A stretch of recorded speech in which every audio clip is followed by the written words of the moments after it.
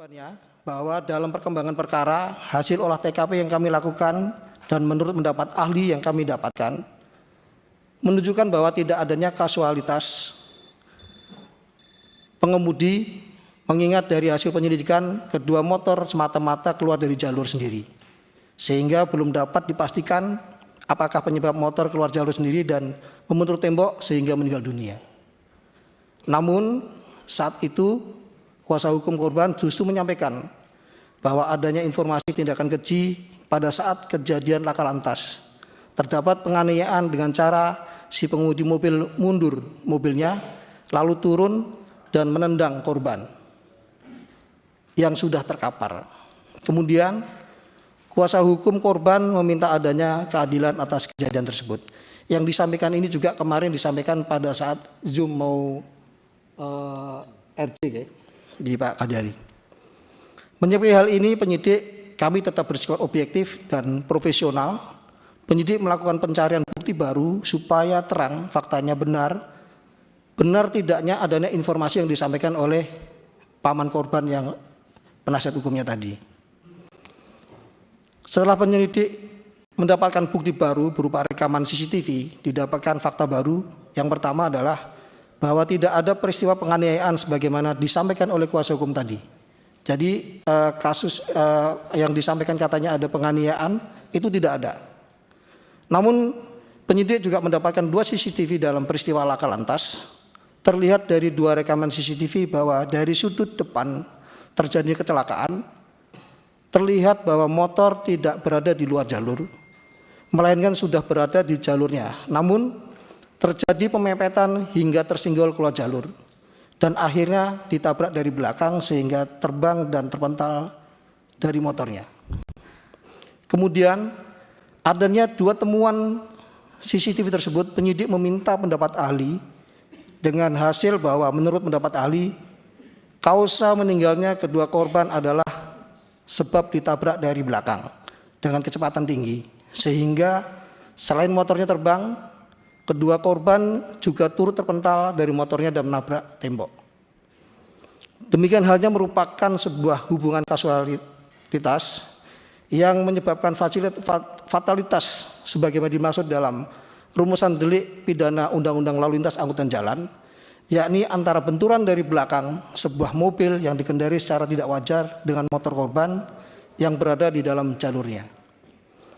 Untuk demikian, sebagaimana komitmen kami di awal, turut kami sertakan dalam konstruksi perbuatan tersebut adalah rangkaian kejadian penjamretan, agar kiranya ahli juga dapat memberikan keterangan objektif terhadap si pengemudi. Jadi semua bahan kami berikan kepada ahli. Atas hal tersebut, ahli berpendapat bahwa memang dapat diduga adanya sebuah perbuatan pembelaan diri yang melampaui batas, yang dapat menjadi alasan hapusnya pidana. Meskipun demikian, harus dibuktikan terlebih dahulu rumusan delik pasal 49 ayat 1 dan atau 2 sebagaimana pembuktian rumusan delik pidana lalu lintas angkutan jalan yang disangkakan. Penyidik juga telah memeriksa saksi ahli dari Balai Pengelola Transportasi Darat kelas 2 Daerah Istimewa Yogyakarta, di mana ahli menyampaikan bahwa tindakan pengemudi mengemudikan kendaraan di jalan telah mengabaikan kaidah berlalu lintas dengan cara memepet dan mengemudikan kendaraan dengan kecepatan tinggi, sehingga dapat dikategorikan mengemudikan dengan tidak wajar. Demikian menjadi dilema yang kami rasakan Bapak, untuk memutus suatu hal manakala kami berdiri 2 kaki antara korban dan pelaku. Untuk itulah kemudian kami dudukkan betul kewenangan apa yang dimandatkan undang-undang kepada kami, yakni sebagai polisi kami hanya semata-mata mencari dan mengumpulkan bukti serta membuat terang tindak pidana, bukan memutus suatu hal atas nama keadilan yang merupakan kewenangan hakim. Dalam perundungan diri kami meyakini bahwa benar perbuatan tersebut merupakan bentuk spontanitas dari Bapak Hoki Winaya sebagai bentuk pembelaan terpaksa. Akan tetapi kami sadari betul batas kewenangan kami sebagai polisi hanya semata mengumpulkan bukti, bukan layaknya kewenangan seorang hakim yang dapat memutus berdasarkan keyakinan. Oleh karenanya, saat kami kumpulkan bukti-bukti, kami buat seterang-terangnya peristiwa tersebut tidak hanya merugikan saudara Hoki, dalam perbuatan laka lantas, namun juga hal menguntungkan saudara Hoki dalam perbuatan pembelaan terpaksa. Untuk ini pula ketika kami terima permohonan tidak dilakukan penahanan dan pinjam pakai barang bukti dari pemohon oleh saudara Hoki, kami pertimbangkan adalah selagi masih batas kewenangan kami terima permohonan tersebut dan tidak kami lakukan penahanan sedikit pun. Dengan pertimbangan supaya yang bersangkutan tetap bisa melanjutkan aktivitas sehari-hari, berkumpul dengan keluarga, serta menyiapkan dalilnya perihal pembelaan terpaksa. Dan dalam hal ini penyidik kami laporkan pada Bapak, saudara Hoki dan kuasa hukumnya sudah mengerti keterbatasan kami dan berkeyakinan pula proses yang kami lakukan dapat dibuktikan dalil pembelaan terpaksa tersebut di persidangan kelak.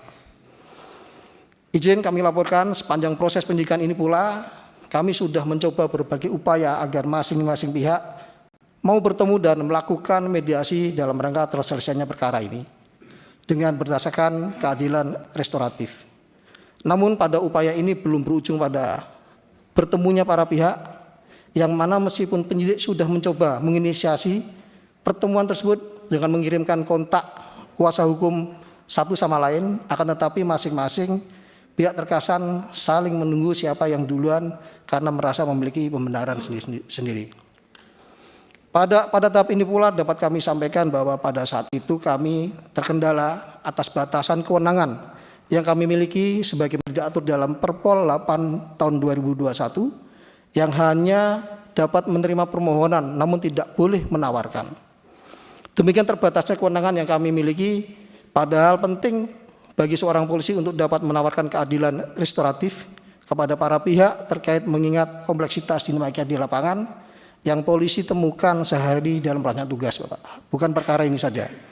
Sehingga dalam kesempatan ini tak lupa kami ucapkan banyak terima kasih kepada seluruh pimpinan dan anggota Komisi 3 yang ada di ruangan ini atas produk hukum yang baru saja diundangkan, yang mana pada KUHP baru ini sekarang kepolisian dapat melaksanakan penawaran restoratif secara aktif kepada para pihak. Polisi dapat melaksanakan inisiator dan fasilitator. Akhir kata kami sampaikan kepada semuanya bahwa dalam perihal ini kami sudah berupaya maksimal mungkin membuat seterang-terangannya kejadian sebelumnya dalam bentuk profesionalisme kami. Upaya-upaya yang dilakukan selama proses berjalan, saya rasa sudah kami lakukan berdasarkan prinsip due process law serta mengedepankan hak-hak tersangka tanpa melanggar batas kewenangan kami. Pelanggaran sebatas kewenangan yang kami maksud tersebut tentu kami hindari agar tidak terjadi kesewenangan dalam proses peradilan pidana yang kami emban. Kami mohon maaf juga kiranya ada hal yang kami lakukan terkesan tidak manusiawi di publik. Kepada publik semuanya, percayalah kami juga sama terkejutnya ketika banyak opini menyatakan kami melakukan penahanan terhadap tersangka. Sementara pada faktanya bahkan ketika kuasa hukum meninggal dunia atau pelaku jambret bersurat kepada kami merasa keberatan saudara Hoki tidak dilakukan penahanan serta memohon agar kami melakukan penahanan terhadap saudara Hoki, kami tetap berpegang teguh tidak melakukan penahanan kepada beliau. Demikian yang kami jelaskan. Kami aturkan terima kasih kepada Komisi 3 DPR RI yang telah memberikan ruang aspirasi terkait permasalahan ini. Kami aturkan pula ucapan terima kasih kepada semua yang ada di sini, kepada netizen masyarakat Indonesia. Tentunya kami juga memohon maaf atas permasalahan ini sehingga menjadi perhatian publik. Pada kesempatan ini kami ulangi, kami mohon maaf, kami akan bekerja sebaik mungkin dalam melaksanakan dan menyelesaikan perkara ini. Demikian kami akhiri. Wassalamualaikum warahmatullahi wabarakatuh. Waalaikumsalam. Jadi sebelum ke Pak Kajari, Pak, saya jadi semakin jelas itu bahwa sejak awal bermasalah. Ini kan nggak ada penganiayaan. Tadi dia main tuduh, katanya ditendang nggak terbukti, keluar jalur, katanya memang karena dipepet. Ya dipepet lah nama yang ngejar maling. Gimana menghentikannya? Dalam rangka menyelamatkan harta bendanya. Lalu dia akhirnya menabrak tembok gitu kan. Jadi kewenangan Bapak betul, Bapak nggak bisa memutus siapa salah siapa benar, tapi kewenangan Bapak ya menyatakan ini ada pidana atau tidak sejak awal bisa, Pak. Ya, memang kewenangan Bapak, tapi secara akal sehat ini bukan tindak pidana, mestinya sejak awal begitu. Ya, nggak apa-apa Pak, nanti dijawab ya. Tapi kami di sini Pak, ya, Bapak punya kewenangan, kami punya kewenangan Pak. Ya, Bapak silakan menyatakan kewenangan, tapi nanti kami juga punya kewenangan Pak. Silakan Pak Kajari.